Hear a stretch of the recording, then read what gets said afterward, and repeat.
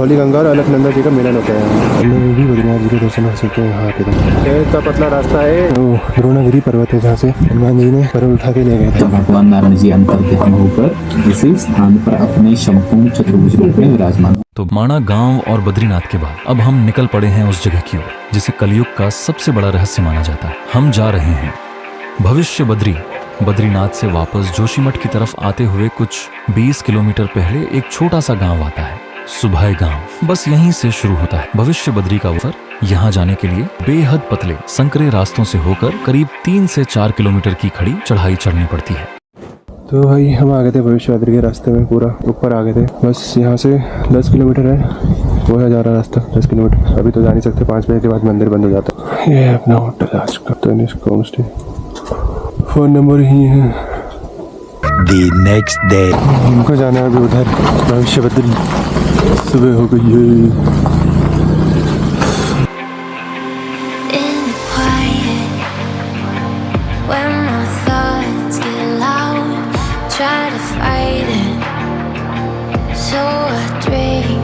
तो भाई आ लिए अपने भविष्य बद्री में। बढ़िया पार्किंग है, रोड है बढ़िया, तो ऊपर को जाना है भाई। ऐसा कुछ रास्ता है, बढ़िया रोड है, पहले से तो नहीं थी। सीसी रोड है, थोड़ी सी चढ़ाई है, ज़्यादा नहीं है। पहले से था यहाँ कुछ नहीं था, पूरा 10 किलोमीटर का ट्रैक, लेकिन अब सब कुछ है। धीरे धीरे करके सब बन रहा है। सब होटल रास्ते में कुछ ना कुछ है ही खाने पीने का। पहले से ऐसा कुछ नहीं था, अभी यहाँ धीरे धीरे सब डेवलपमेंट हो रहा है। तो भैया ये है रास्ता, थोड़ा सा ही है, बहुत ही कम है। बढ़िया ग्रीनरी, देवदार के पेड़, नदी और ये ऊपर अपना भविष्य बद्री। अब चलते हैं अंदर, दिखाते हैं जो भगवान का श्री विग्रह बाहर को खुद ही प्रकट हो रहा है। भविष्य में सब इधर ही होगा। बद्रीनाथ धाम जैसे बताया था कि बंद हो जाएगा, तो सब इधर ही होगा। तो जैसे कि आपको पता होगा कि बद्रीनाथ में जो भगवान बद्री विशाल है, वह बताया जाता है कि एक समय के उपरांत बद्री आश्रम को छोड़कर इसी स्थान पर निवास करेंगे। तो इसलिए इस स्थान को भविष्य बद्री कहते हैं, मतलब भविष्य के बद्रीनाथ जी है। पर ऐसा क्यों होगा? जब सतयुग से भगवान बद्रीनारायण जी बद्री का आश्रम में निवास कर रहे हैं, तो आज क्या आन पड़े कि भगवान को उस क्षेत्र को त्याग कर इस स्थान पर आना पड़ रहा है? तो इसका सबसे बड़ा कारण होता है मनुष्य जिस भी क्षेत्र में भारी संख्या में जाता है, वह क्षेत्र धीरे धीरे समयानुसार दूषित होते जाता है और उसी क्षेत्र की जो सात्विक ऊर्जा है वो धीरे धीरे समयानुसार नष्ट होते जाती है। तो यही कारण रहेगा कि आने वाले भविष्य में भगवान नारायण जी बद्रीनाथ को त्याग कर इसी स्थान पर निवास करेंगे। तो यहाँ का जिक्र हमारे वेद पुराण में पहले से लिखे गए हैं। जो सनातन धर्म के 4 वेद 18 पुराण है, उसमें एक पुराण आता है स्कंद पुराण। तो स्कंद पुराण के भविष्य केदार खंड में भगवान बद्री विशाल के साथ साथ भविष्य बद्री का जिक्र आता है। वहाँ पर उल्लेख मिलता है कि जोशीमठ में जो नरसिंह मंदिर है, वहाँ पर भगवान नरसिंह की एक भुजा, बाईं भुजा धीरे धीरे क्षीण होती जा रही है, पतली होती जा रही है। तो एक समय ऐसा आएगा कि वह पूरी तरह से खंडित हो जाएगा और बद्री विशाल में 2 पवित्र पर्वत है जिसे नर और नारायण कहते हैं, वो आपस में मिल जाएंगे। उसी को उपरांत कहते हैं कि बद्री विशाल से भगवान नारायण जी अंतर्ध्यान होकर इसी स्थान पर अपने संपूर्ण चतुर्भुज रूप में विराजमान होंगे।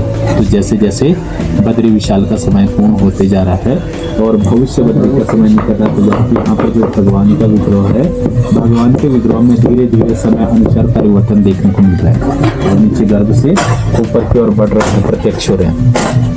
तो अगर आप ध्यान से देखेंगे तो बीच में जहाँ पर छत्र है, छत्र के पीछे देख लीजिए ऊपरी हिस्सा ये शिला ऐसे में कट रहा दिखाई दे रहा, तो वो भगवान का मुकुट आ रहा है। वो छत्र के पीछे पूरा भगवान का मुकुट दिखाई देता है। भगवान के शीर्ष पर यहाँ पर मुकुट विराजमान है। मुकुट के ठीक पीछे देख लीजिए कुछ हिस्सा बाहर को आ रहा उभर के, तो वह शेषनाग जी आ रहे हैं। जहाँ पर भगवान का तिलक हुआ है, तिलक के ठीक 4 अंगुल नीचे बीच में देखेंगे तो ऐसे तिरछे में भगवान के नेत्र दिखाई देंगे, तिलक के 4 अंगुल नीचे।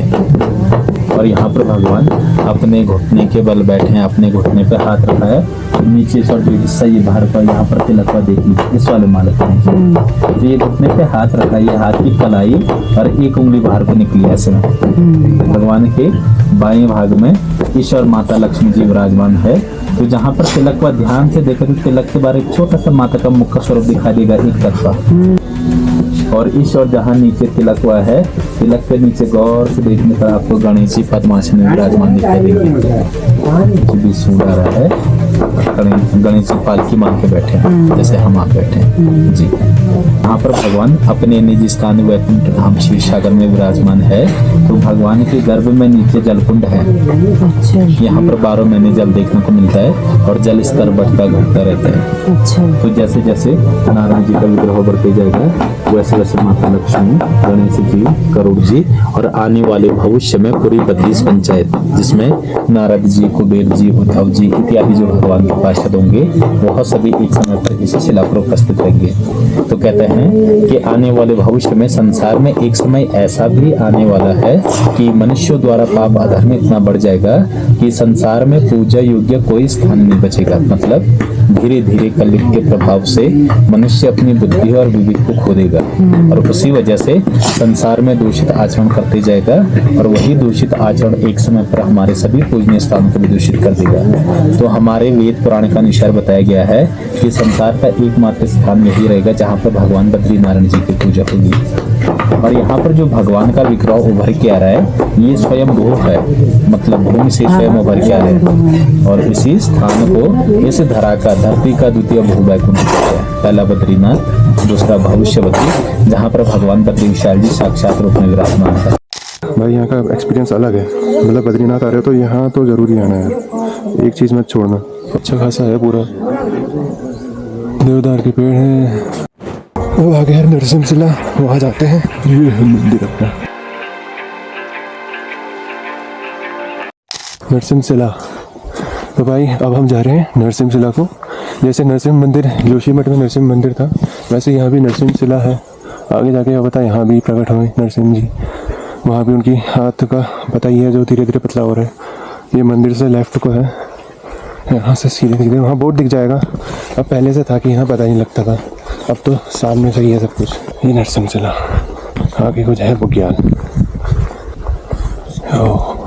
शिला नरसिंहशिला से वहीं पर से ही पास से रास्ता जाता है नरसिंहशिला के ऊपर से ही। बढ़िया बुग्याल है, रेस्टोरेंट है, नीलकंठ पर्वत के दर्शन होते हैं। और यहीं पर ही एक सामने उधर साइड को एक पर्वत है और यहाँ से दिखता है नहीं दिखता है पता नहीं। उसके पीछे द्रोणागिरी पर्वत है जहाँ से हनुमान जी ने पर्वत उठा के ले गए थे, जहाँ जड़ी बूटियाँ मिलती हैं। आज भी मतलब कहते हैं कि मिलती है, आज भी अच्छी खासी जड़ी बूटियाँ। ये है वो जो सामने पहाड़ी दिख रही है ऊपर को, उसके पीछे है द्रोणागिरी। जाती है वहाँ को गाड़ियाँ भी जाती है, लेकिन ग्लेशियर्स के लिए जहाँ से धौलागिरी, वहीं द्रोणागिरी से धौलागिरी रिवर जो निकलती है वो ग्लेशियर के पास जाने के लिए तो पैदल रास्ता है। बाकी द्रोणागिरी आप जा सकते हो आराम से। और ये एक्टिविटी का भी है। हाँ, अगर आप स्नो के टाइम में आते हो तो एक तो मंदिर खुला रहेगा, मतलब ठंडों में भी बद्रीनाथ जी के दर्शन हो सकते हो यहाँ आके तुम। बाकी ये स्पोर्ट्स भी हैं, बताइए नंबर भी है कॉन्टैक्ट के लिए। पूरा स्नो हाइकिंग वगैरह सब कुछ होती है। पूरा ढक जाता होगा ना, वो देखो वहाँ सब ने अपना लगा रखे हैं कैंप वगैरह सामने से बुग्याल में। मैं एक ये दिखा दिया, एक अपने नीचे भैया का दिखा दिया। आपको जहाँ आना है वहाँ आ सकते हो। नीचे वैसे तो मेरे हिसाब से तो नीचे ही आना, क्योंकि इतनी बढ़िया फैसिलिटी है, इतना मतलब भैया इतने बढ़िया हैं और फैसिलिटी बढ़िया, प्राइस भी बढ़िया, सब कुछ बढ़िया है वहाँ। जिसको ट्रैकिंग वाले शौकीन हैं उन लोगों के लिए ये बढ़िया है ट्रैकिंग वालों के लिए। और जैसे फैमिली आ रहे हो तो वो सबसे बेस्ट है। ये अभी आ गया हूँ मैं ऊपर। ये देखो इतना बढ़िया बुग्याल है, सब अपने फूल वूल लगे हैं बढ़िया। भैया ग्रास लैंड स्पाई, आपने देवदार के पेड़ और वो ऊपर भैया ग्लेशियर। तो भाई अपने दर्शन हो लिए यहाँ से नीचे आ गए हम, थोड़ा सा ही है। हम जाते हैं वापस। भैया का यहाँ होटल है, बगल में ही दुकान है उनकी, यहीं खाने वाने का सब कुछ है। कमरे में दिखा देते हैं। कमरे का एक ही, यहाँ को सब कमरे हैं और यहाँ को निकलते हो तो भैया पूरा व्यू है वहाँ से। मतलब ऐसा कोई जगह नहीं है कि जहाँ से तुमको व्यू नहीं दिख रहा है। बहुत बढ़िया है प्रॉपर, मतलब एकदम मॉडर्न और एक पहाड़ी टच दोनों उधर देखा है इनने। रेट इतने नॉर्मल रेट है इनके, और क्या कहते हैं फैसिलिटी देख लो यहाँ करिए प्रॉपर। मतलब ऐसी कोई कमी है ही नहीं यहाँ कोई। यहाँ असल हमने तो खुद एक्सपेक्ट नहीं करा था कि कहते हैं यहाँ हमको ऐसा मिलेगा। सामने देख लो व्यू, पर्दा हटा दे व्यू है। अच्छा खासा जगह भाई, कंफर्ट सब कुछ बढ़िया है। वैली अपनी बहुत बढ़िया है। बाकी हमारे भैया भी आर्मी रिटायर्ड है। भैया क्या नाम था आपका? मेरा नाम हरी सिंह राणा। हरी सिंह राणा है, आर्मी रिटायर्ड। कब रिटायर्ड हुआ? मैं 2018 में आर्मी से रिटायर हो गया था। और भैया हमारे कारगिल के टाइम में भी रहे हैं तो आर्मी जवान भी अच्छे खासे। फिर मिलेंगे आपसे। थैंक यू भैया, आइए कभी।